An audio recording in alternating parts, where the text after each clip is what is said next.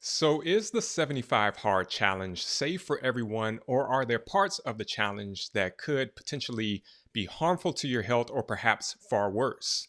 Now, whether you are participating in 75 hard or know someone who is, this is definitely a video that you're going to want to watch because I'm going to be sharing how one specific component of the challenge could be problematic and what you can do to help safeguard your health and well being as you're going through the challenge. Plus, I'm also going to share a still as effective alternative to the 75 hard. And I'm also going to share several plant based recipe options that you can begin to incorporate into your diet portion of the challenge if you are looking for some recipes to use as you're going through it. But if this is our first time meeting, my name is Khalil Lee, your friendly physiologist and bona fide plant based foodie. And on this channel, we share food based content based on longevity and vitality and slowing the aging process. So we share plant based recipes and we also do educational videos on an array of different nutrition related topics. So if you feel like this is content that you would enjoy or that you would benefit from, I highly encourage you to subscribe and join our community so that you don't miss out on a thing.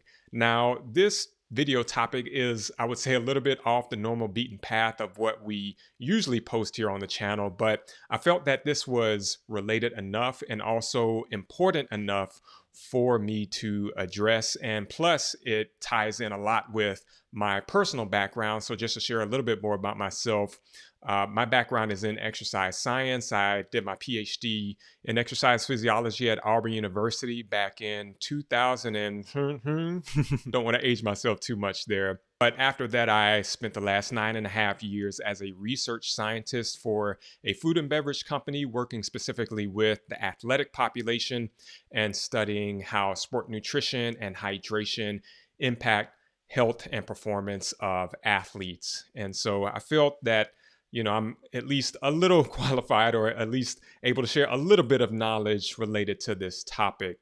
And so if you are participating in the challenge, let me know in the comments below. Or even if you are not participating in the challenge, but you know someone who is, then I highly encourage you to share this video with them because I'm going to be covering off on something very, very important. So definitely be a good relative, be a good friend, and pass this along to any of your friends or relatives who you know that are participating in the 75 Hard Challenge. And as always, everyone, if you're watching this on replay, we will have the timestamps below in case you want to skip past or skip to a certain section of this video that interests you the most. And so I'm assuming that those of you all who are watching this right now are well aware of what 75 Hard is. But in case you are not familiar with 75 Hard, again, this was started in 2019, I want to say, by a man by the name of Andy Frisella. And he is an entrepreneur, he's an author and an influencer. He's not a personal trainer, to my knowledge. He doesn't have a personal training or strength and conditioning background, but he created this challenge that we know of as the 75 Hard Challenge. And he wrote a book about it. And his whole process in terms of how he developed it and why he developed it and the whole purpose and the mission behind it. What it includes is a series of tasks that every person participating in the challenge has to complete on a daily basis for 75 straight days. Again, as many of you all are aware of these things. So the first is you must follow a diet, can be any diet, whether that is, some people may choose to be vegan or do paleo or keto or whatever it is. They have to follow that diet. No cheat days within that diet, whatever that means. I don't even know what would be considered a cheat day. And no alcohol consumption for the 75 days. Every person must complete 2 45-minute workouts every day, one of which has to take place outside. So, man, for those of you all doing this challenge and you live up in the frozen tundras of Minnesota and Wisconsin and Canada, hey, I'm feeling for you. I live in South Florida. More power to you. But 2 45-minute workouts, have to drink a gallon of water every day. And that water has to be just water, nothing added into the water, no flavor additives or anything like that. Gallon of water every day. Read 10 pages of a nonfiction book each day, something related to personal development. And then you have to take progress pictures every day throughout the process. And this is what you may see many people doing, especially on social media, where they post their before and after pictures with their shirts off and, just to show the amount of weight they lost or things of that nature. And the whole kicker to this is, if you fail to do any one of these on a specific day, then you have to start over from square one. Now, I would personally love to know if there's anyone who's done this challenge who actually started over. All right. Because I'm just saying, if I was doing the challenge, which I've never done the challenge and I don't plan to, but if I make it to day 50 and I skimp out on one of the things, I'm just being real. I ain't starting over. Okay. Call me what you want. I don't care. But that's part of the challenge, is that you do have to start over. A few things to note about this challenge. This is from Andy Frisella's website. This is advertised actually not as a health challenge or as a fitness challenge, but as you can see here, it says 75 Hard. This is not a fitness challenge. 75 Hard is a transformational mental toughness program. And so think of this as an Ironman for your brain. So he talks about here on this page how to take complete control of your life in only 75 days. This is advertised in his terms as more so a mental transformational journey. So not so much a health challenge, not so much just a fitness challenge, even though that's what many people use it for. And to be honest with you, when I look at this list, I don't really see much of an issue, a safety issue with many of the things on this list. I mean, for example, reading 10 pages of a book each day, I don't see really any threat or any risk to your well-being in doing something like that. However, the one thing that could potentially be very problematic in this list is this component right here. And it is the drinking of a gallon of water each day. Now, you might be wondering, well, why, Khalil? What's the big deal about drinking a gallon of water each day? I mean, I've done the challenge and I was just fine.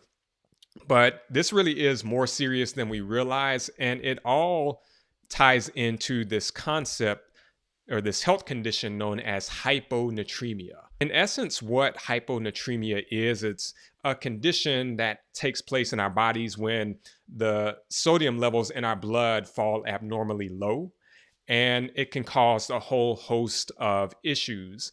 And this happens usually in one of two ways. The first way is if your body is losing more sodium than water.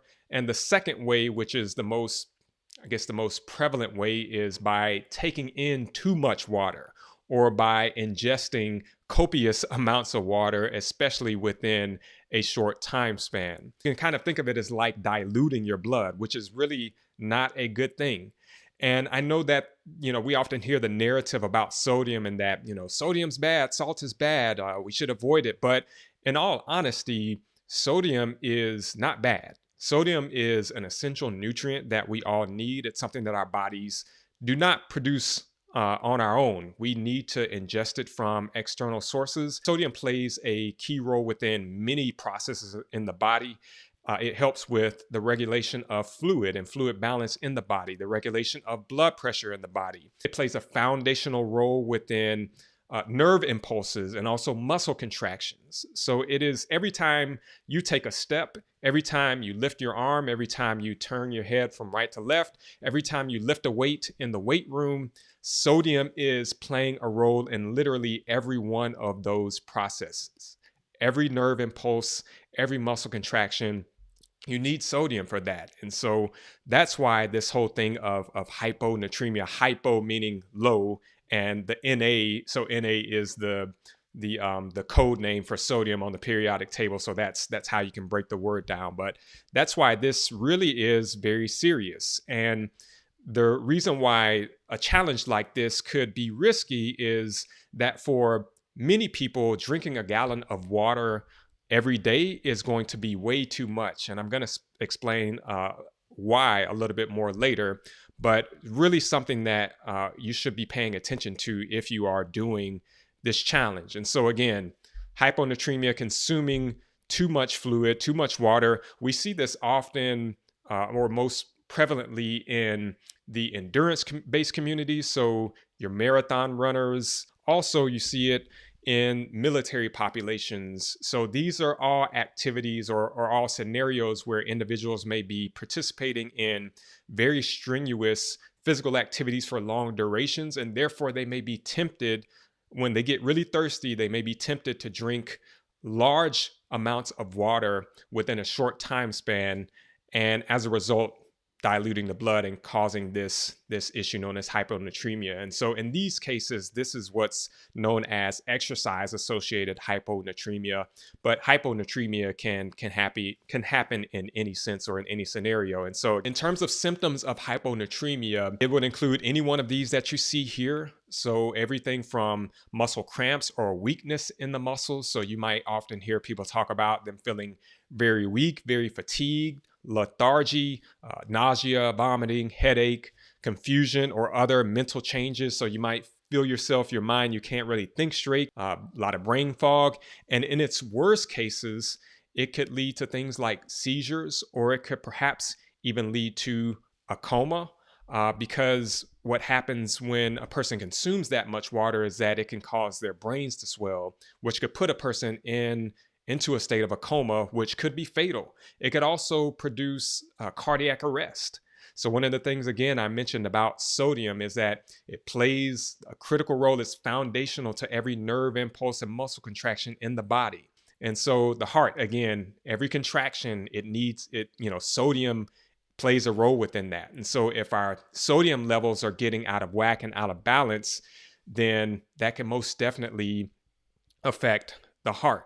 Here's another way to look at the symptoms that you might experience or that you might notice in a nice little cool acronym for salt loss. So the S standing for stupor, a state of stupor or coma, as I mentioned, anorexia or nausea and vomiting, lethargy, decreased tendon reflexes. Again, dating also tied into that muscle weakness, limp muscles, orthostatic hypotension. So what this is when you experience a drop in blood pressure in moments where you stand up from a seated position or from a lying down position. So maybe any of you all have experienced, I've experienced it before, but when you stand up suddenly and maybe you feel a little dizzy or a little lightheaded, that's what orthostatic hypotension is. Seizures, headache, and then stomach cramping. If you're going through the 75 hard challenge and you're noticing your body reacting in any of these ways, or if you know anyone that's been experiencing any of these things, then I would absolutely encourage you to, for one, stop what you're doing with the challenge. Maybe go see your doctor or a physician, or at the very least, cut back on the amount of water that you're consuming. And as I was kind of looking at the whole 75 hard challenge, I did wonder, have there been any cases of hyponatremia, any documented cases of hyponatremia from anyone doing this challenge? And I actually found out that yes, there have been some cases. This one in particular, from a woman says she was hospitalized after attempting the 75 hard challenge. And this is an article from 2023 about a woman, a Canadian woman influencer, who was experiencing symptoms of hyponatremia during the 75 hard challenge. So this says in her TikTok video, the woman started off by explaining that she thought she had water poisoning. And then it goes down to say what some of her symptoms were. Fairburn describes some of her symptoms, which she said included weak muscles, lack of appetite, nausea, and being on the toilet all morning. She then encouraged viewers to listen to their bodies before opening up about her experience with the 75 hard challenge. And she said, "I'm doing the 75 hard, so I'm drinking an excessive amount of water. I don't know what to do." And she documented all of this. She posted about it on TikTok as she was going through the process. Fairburn also said she didn't want to fail 75 hard. So that's one thing to be, kind of on watch for with some of these challenges. The challenges is that you can put yourself under a lot of pressure to not want to fail, but you just you really got to use wisdom and just realize that certain things just aren't worth it. And so she eventually scaled back on the amount of water that she was drinking per her doctor's recommendations, and she eventually felt better. But I also took a look at some Reddit forums, and you can always find a lot of interesting stories from people on Reddit. But this is a Reddit forum about some people talking about 75 hard and hyponatremia. And this person said, I dropped out of 75 hard with great disappointment on day 46 because of what seemed to be hyponatremia. I had about 1 week of nausea, bloatedness, indigestion, fatigue, and fever. Finally, I did some research, and it just seemed I was drinking more water than my body could handle. I couldn't keep being sick, so the following day I didn't drink water until noon and did my best to replenish my sodium levels. Good job. I instantly started feeling better. I'm sure you did, and I felt great ever since. I decided I wouldn't keep pushing myself to drink the water. It is extremely difficult to give up my goal of finishing, but I had no choice. And this person asked if anyone else out there experienced this. And of course, few people posted about this. This one person said, the gallon of water thing is my biggest issue with 75 hard. I feel it'd be better if they based it on drinking ounces for your body weight. It's on to something. A woman who is 5 feet and 100 pounds doesn't need the same amount of water as a 6'2", 210 pound man. Absolutely right. It just doesn't make sense to have it be one size fits all. That's my 75 hard rant for the day, as much as I want to do the program. And one more article I found that I wanted to show, and this actually was not related to 75 hard, but related to hyponatremia nonetheless. And this is a story, a very sad story about a woman in Indiana back in 2023 who passed away, unfortunately, from water toxicity after drinking too much water on vacation. So this woman was, on vacation during 4th of July weekend in the heat of the summer. And she reached a point where she got severely dehydrated. And as a knee-jerk reaction, which again is something you have to watch out for, she drank a large amount of water within a short time span. And says all this caused her brain tissue to start swelling. By Tuesday evening, she was unconscious and in the hospital. And I won't read through the rest of it because, again, very, very sad story. And so, yeah, folks, it's real. And I know as I share these things with you, I'm not trying to share them to scare you. I don't want to scare you. I don't want to cause you to fear in any way, but I do want you to be informed. I do want you to be informed because something like this is very important to know. And it's important that if you are going to take part in challenges like this, that you do approach them with caution. And I know that, there have been so many people. I know people personally who have gone through 75 hard and are going through 75 hard. And they've talked about the many benefits of it, how it's helped them. But this is something yet and still that you do need to be aware of and that you do need to take note of. Use wisdom. Don't ever feel like you need to pursue health and fitness or mental transformation at the expense of your health. That's counterproductive. That's not the way this thing is supposed to work. All right. So definitely be aware of the risks involved with this. And so what can you do to reduce your risk of hyponatremia if you do decide to take on the 75 hard challenge? And I do want to clarify that I'm not making this video to tell you that you shouldn't participate in 75 hard. All right. That's not what this video is about. This video is not a dig at anyone who does it. It's not a dig at Andy Frisella, the creator of it. This is just me caring about people and wanting you to be informed. And so, again, I know people who have done this and who have benefited from it. And so if you are going to do the challenge, these are some things that you should just keep in mind in order to safeguard your health and reduce your risk. So just 3 things here. And the first is to avoid drinking more fluid than what you actually need, or specifically more fluid than what you've lost. And you might be wondering, how much should a person actually drink? And this is something that we used to help athletes with on, a daily basis, helping to prescribe hydration strategies for athletes. And really, when it comes to knowing exactly how much to drink, Our hydration needs are all relative. They're relative to each individual, and they're based mainly on two things. The first is how much you weigh, or your body weight. And the second is how much fluid you are losing from sweating or from urine loss or any of those things. There are other factors that could tie into your hydration needs or water needs as well, such as any medications you might be taking. But these are the main two things. And so to make a blanket recommendation as to, or a blanket prescription as to how much water you should drink could be very problematic, especially if you are a smaller individual and or an individual who doesn't sweat that much, or if you're someone who sweats a lot, right? So that was another thing that we would help athletes with. If they were very heavy sweaters, then maybe a gallon of water in a day is not going to be problematic for you. However, I would think for the vast majority of people doing this challenge, again, for smaller individuals who don't sweat that much, and you hopefully you know who you are, right?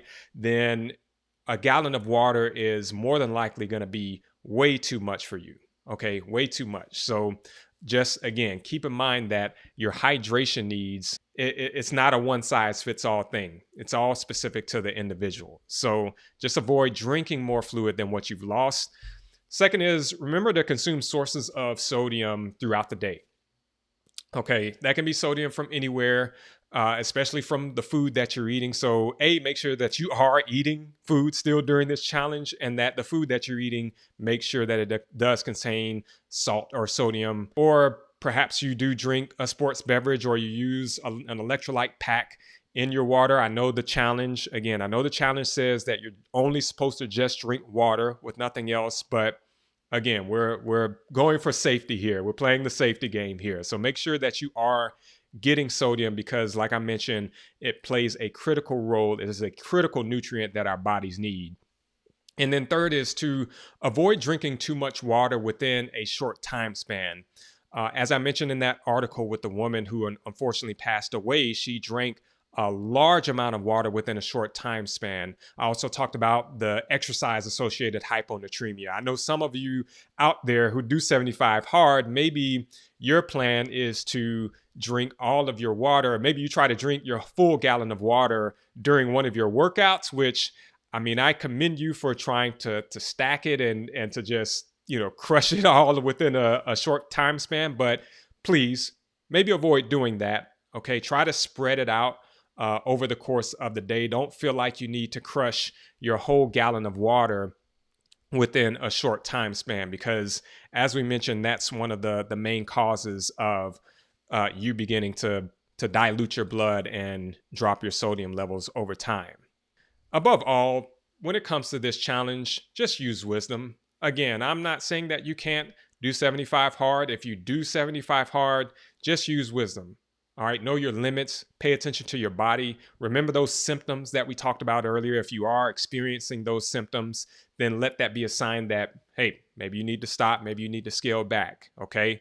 It is okay to pivot from doing things like this. I know maybe some of you all are very driven and you don't accept anything less than success. So just know that, hey, it's okay if you need to pivot, if you need to modify things a little bit, if you need to switch things up a little bit, because at the end of the day, like I mentioned earlier, you don't want to put your health in jeopardy in the pursuit of health and fitness, or you don't want to put your health in jeopardy in the pursuit of trying to experience a mental transformation. I know some people may think, well, Khalil, there haven't been any reported deaths from the 75 hard challenge, at least that we know of so far. But to that, I would say this, and this is how I think of it. Accidents can always happen, especially when it comes to challenges like this that involve some sort of physical feats. Accidents can always happen. And to me, one accident is one too many. All right. One tragedy is one too many. One news story about someone who unfortunately passed away from doing this viral challenge is one too many in my book and in my opinion. I think that's the thinking that we have to have, is that it doesn't mean that you can't take part in these challenges, but you just have to use wisdom and you have to make sure that you are keeping yourself safe throughout the process. And so let's say that you do want to do something like 75 hard, but you're like, you know what? I want to do 75 hard, but I don't really want to go through all of the things that it says. I don't think I can do the whole 1 gallon of water a day. I don't know if I can do the whole 2 45-minute workouts a day. Rest assured that there is something else out there for you. And some of you all may be familiar with this, but allow me to introduce this to some of you, and that's known as the 75 soft challenge. This is something that I did find in, my research, and this is a modified 75 hard challenge. I'm not sure who came up with this, but it involves all of the tasks that you see here. Same concept. It just scales things back a little bit. So for example, you eat a diet, eat well, and you can have some alcohol, but only during social occasions. Drink 3 liters of water per day instead of a full gallon, which definitely a little better, but still could potentially be too much for some people. Exercise for 1 45-minute block per day plus 1 active recovery day per week. Hey, I would certainly recommend that. And then 10 pages of any reading per day, could be any book, and then no progress pictures required. And if you want to see how that compares to the 75 hard, I'm showing that image right here. And the best part of the 75 soft is that if you mess up or if you deviate from any of this, you don't have to start over. All right. You don't have to start over. You can just keep going and try to finish it all the way through the end. You have to remember that one of the purposes of challenges like this is to hopefully help you to build sustainable habits that you can carry into the months and weeks ahead, because there's nothing worse than doing challenges like this and you get done with the challenge and then you feel great for a little bit and then you just end up going right back to what you were doing beforehand. And this is something that I've seen with people as well who do the 75 hard, is that they say, yeah, man, I did the challenge, but then I went right back to eating the way I used to eat, or I went right back to being sedentary and not really working out, which that's really not what you want to do. We should be striving, and whatever we do, we should be striving to build sustainable habits that we can carry out over the duration of the rest of our lives. And that's really a lot of what we promote here on this channel, specifically within a food and nutrition context, is how can we make healthy eating less cumbersome and more sustainable and more enjoyable over the time frame. One other thing that I do want to mention is that I know that for everyone doing the 75 hard challenge, there is a diet component to the challenge, in the sense that you do have to follow a diet and stick with that diet over the duration of the time span. And being that we are a food channel, I just want to make you all aware of a number of recipes that we do have available that you can take part in, or that you can use if you're in need of some recipes out there.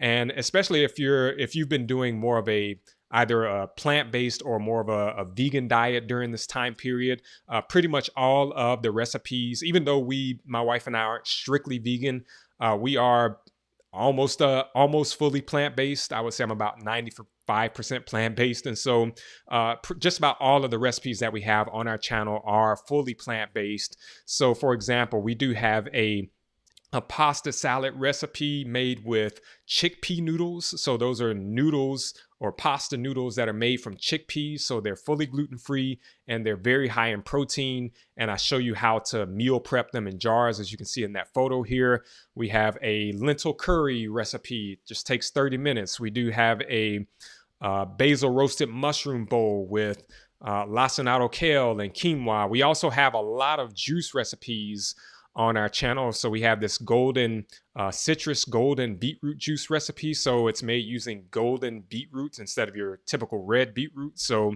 maybe for some of you all, you've been trying to juice more during the whole 75 hard challenge. And if so, I want to let you know that we do have a link to our free juicing guide. It's actually down in the description below. So you can click on that link and you can check that out. It gives you a full list of juicing recipes that you can actually use to make juices in a blender. You don't actually have to have a juicer for it.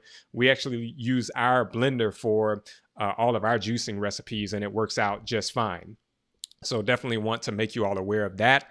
And there's even one specific recipe that I want to point you all towards that we actually just posted a few days ago.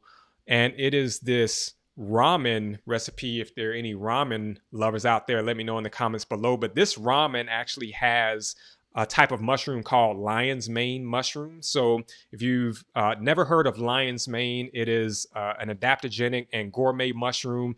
It's been shown to have many benefits on brain and cognitive function. So I cooked the mushroom and I made it look like meat, or that's what you saw, that last thing that I showed there on top. That's the lion's mane mushroom. I tried to make it look like chicken, but I show you how you can grow the mushrooms yourself and how to put the whole, ramen dish together. I mean, we love ramen. Who doesn't love ramen, right? I mean, it's amazing. And the flavors are all, and we're all just amazing. So definitely encourage you all to check that out, as well as more recipe options that we do have on our channel. So if you do want to take a look at that recipe or many of the others that we have, then go ahead and click on this video that you see on the top right here. It's a full playlist of all of those recipes, and we look forward to seeing you in the next video.